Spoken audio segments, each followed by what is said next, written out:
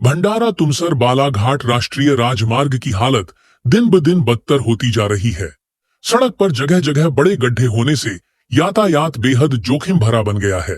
तुमसर, सिहोरा और बपेरा क्षेत्र में रोजाना दुर्घटनाएं हो रही हैं, जिससे नागरिकों में भारी आक्रोश है।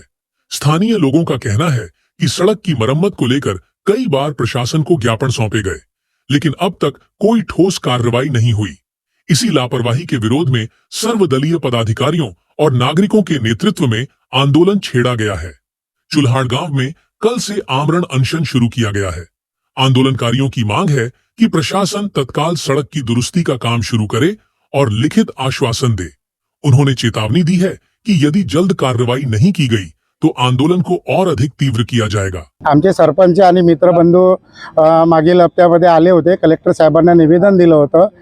हा दोन राज्याला जोडणारा रस्ता आहे। या रस्त्याचे राज्य रस्ता होता, गडकरी साहेबांनी याला केंद्रीय रस्ता घोषित केला।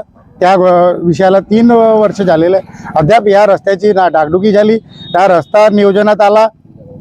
या रस्त्यामुळे परिसरातल्या लोकांचा जीव जात आहे आणि मला सांगायचं हेच आहे की या एरियामध्ये सर्वच पक्षाचे लोक राजकारण करत आहेत, लोकप्रतिनिधी आहेत, येथून या रोडाने जात असतात, लोकांचे जीव जात असतात। यांना हा जीव जाणे प्रकरण पाहून काही लाज वाटत नाही, काही शरम वाटत नाही का असं वाटते।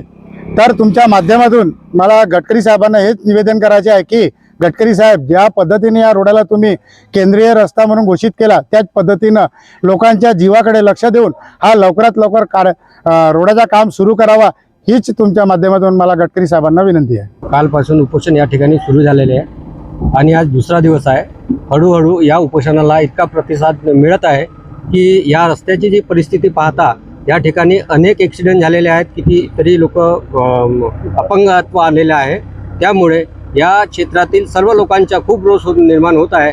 जर हा लवकरात लवकर रस्ता सुरू झाला नाही तर हा आंदोलन उग्र होणार आहे।